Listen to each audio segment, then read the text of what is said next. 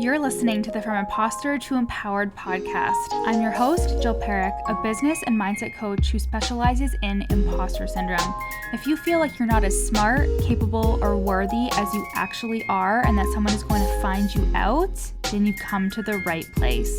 I went from being a struggling government worker, working my coaching business on the side, but feeling unworthy and burnt out, to making multiple six figures helping women overcome imposter syndrome so they too can sign clients, make bank, and have the business or career of their dreams. I am nothing special. I have a stuttering disability, ADHD, and I struggle with anxiety and depression. So if I can learn how to feel good enough and overcome my inner imposter, then so can you. Let's dig in. Hey, party people. We are halfway through June. Can you believe it? And we are gearing up for the From Imposter to Empowered program launch, so lots of prep happening.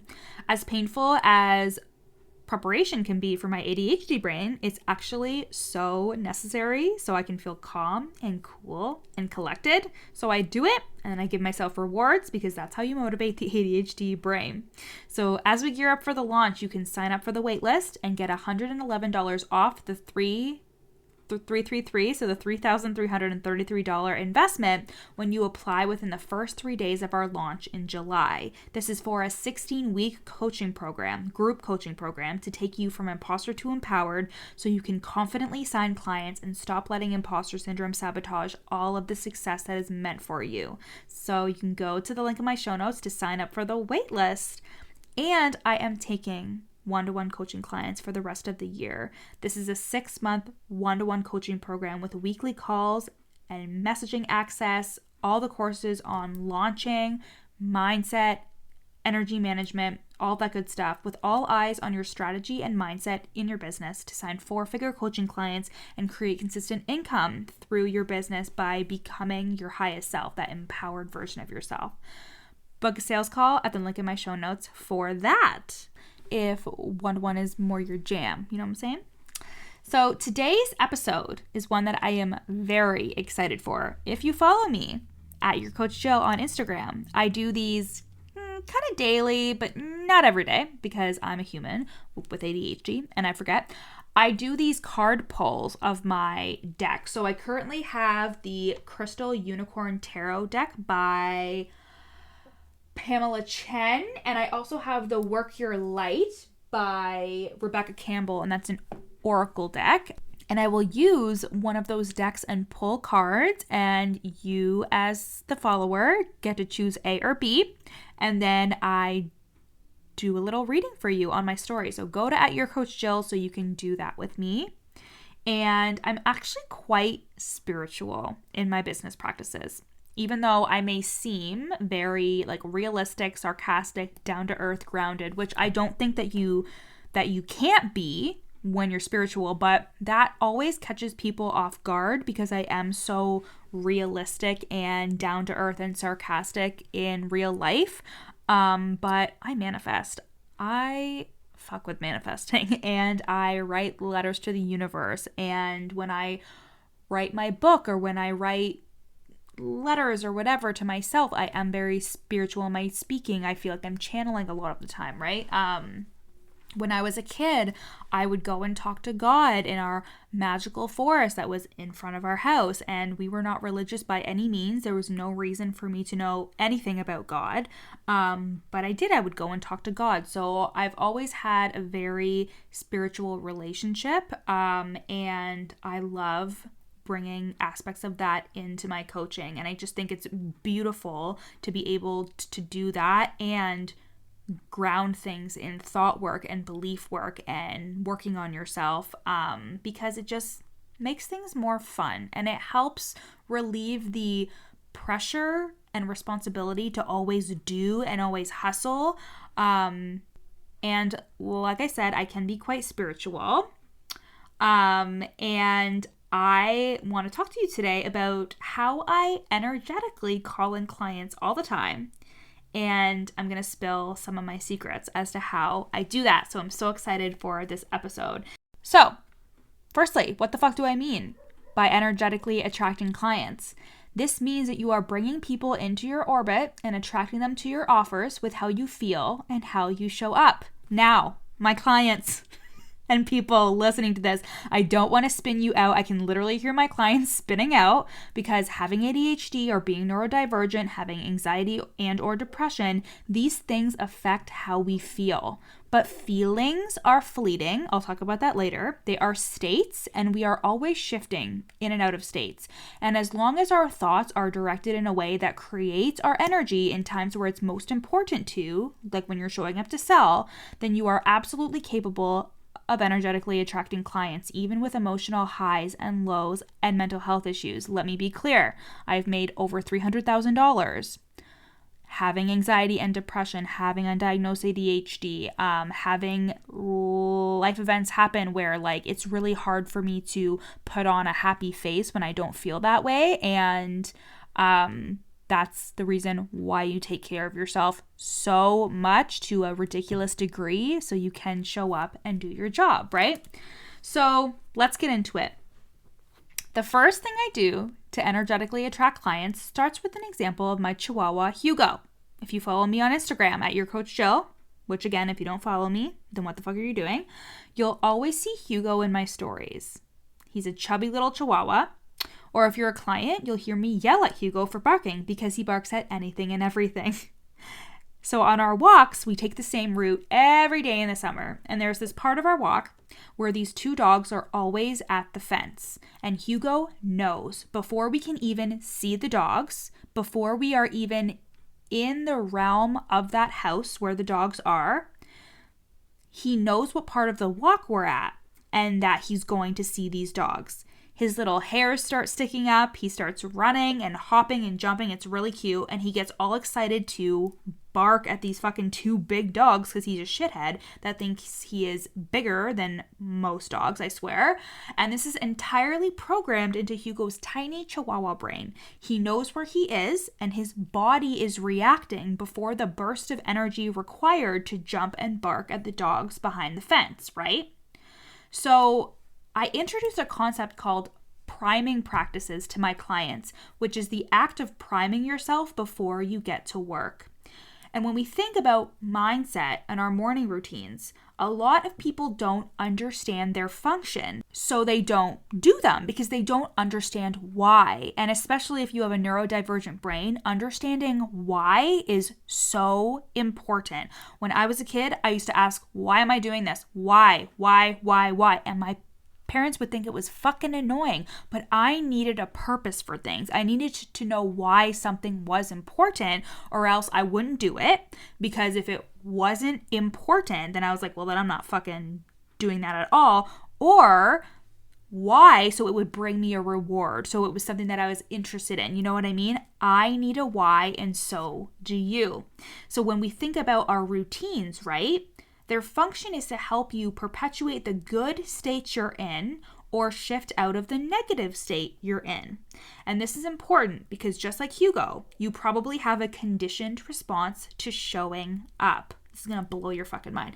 You probably feel anxious, negative, annoyed. You have the same thoughts. And then you open the Instagram or TikTok app or begin recording your podcast and you already feel shitty and think things like, no one cares, this isn't helping, I don't know what I'm talking about, I'm not good enough, and etc.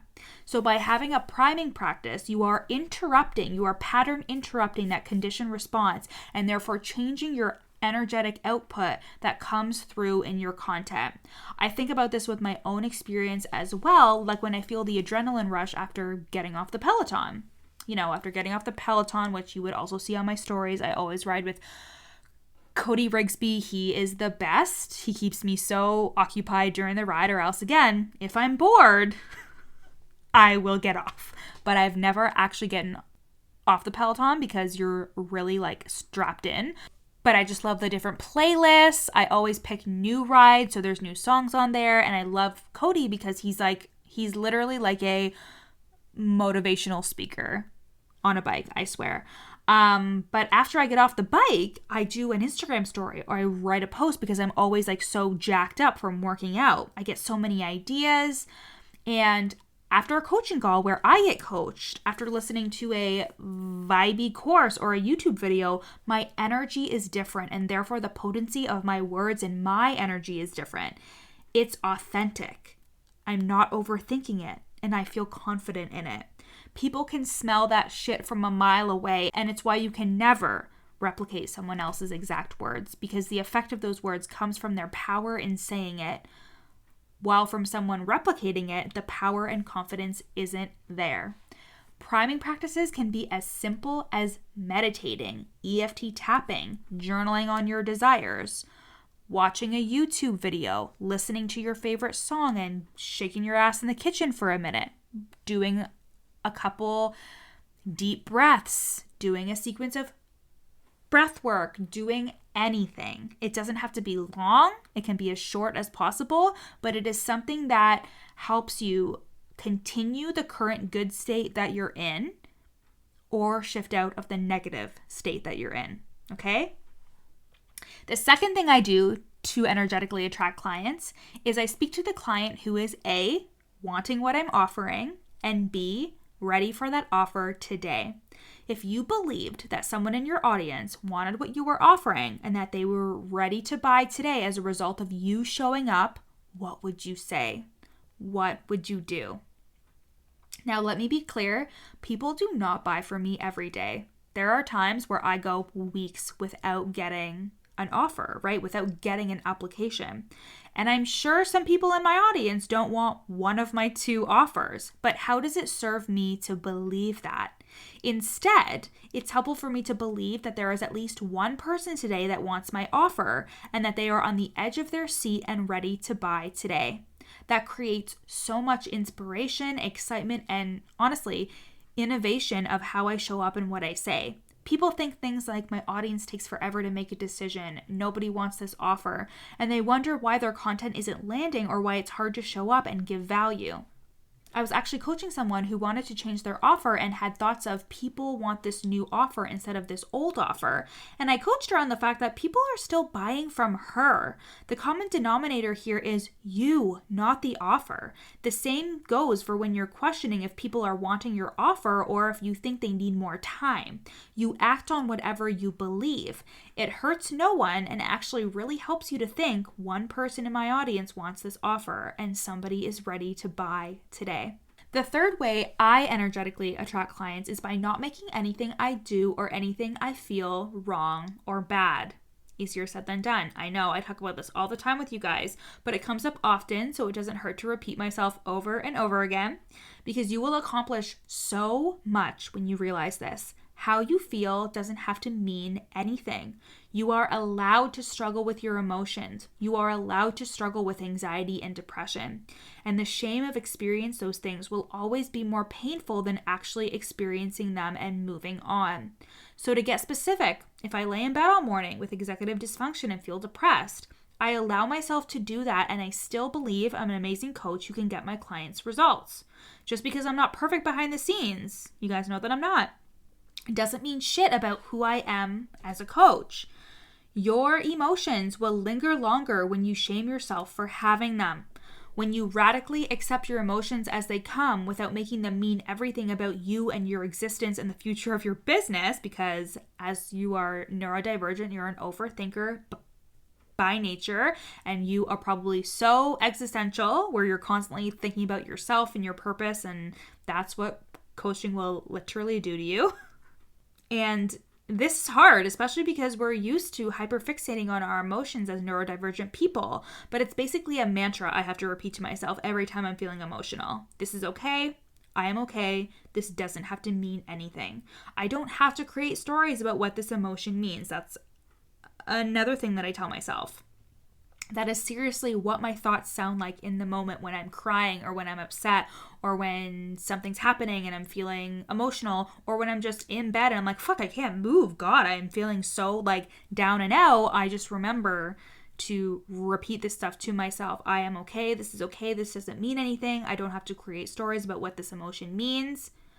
You need to drop the shame around your impostery thoughts and your shitty feelings, and it will make showing up so much easier because you're not grappling over if you should feel sad or not as a coach and what that means, right? And then the fourth and final way that I energetically attract clients is by behind the scenes authenticity. Meaning, I do the work behind the scenes of my business. I am in integrity with my work. I work on my mindset. I journal. I meditate. I pull cards. I do breath work. I practice what the fuck I preach. If you have time to show up on Instagram, you have time to work on yourself.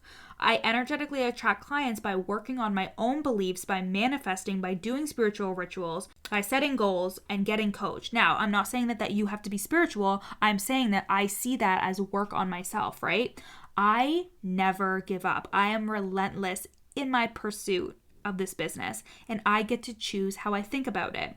And I choose to think that because I do the work behind the scenes, and it opens me up to fully receive and feel worthy of receiving. This business is hard when we show up constantly and we're putting on a face to our audience. And I don't mean that in a fake way. I mean that we're showing up and we're selling and we're feeling confident in ourselves and we're selling offers, and it's still work. It is still work that you are putting in, right? You need to take care of yourself behind the scenes. And if you are a coach and you have tools and resources that you're constantly preaching and talking about and saying you need to do this, you also need to be in integrity with those things as well. That will help you feel like such less of a fraud when you actually do those things, right? Okay, so those are the 4 ways that I energetically attract clients. Let me go through those again.